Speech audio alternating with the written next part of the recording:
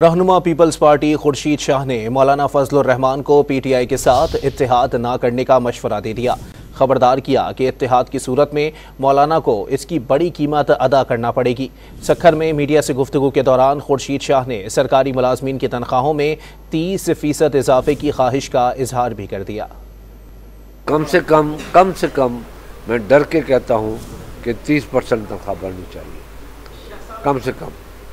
तो ये इससे पाकिस्तान की मैशत को सपोर्ट मिलेगी, नुकसान नहीं होगा।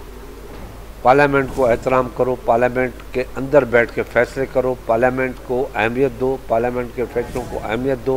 मैं कहता हूँ पाकिस्तान को कोई ताकत तरक्की से नहीं रोक सकती, खुशहाली से नहीं रोक सकती। ये मेरी दावा है। हमने 15-20 साल से पार्लियामेंट से भागे हैं, बाहर फैसले किए। मैं मौलाना साहब को जानता हूँ, बड़ा झीरक आदमी है, अपनी अलग सियासत करे, मुखालफत की सियासत करे।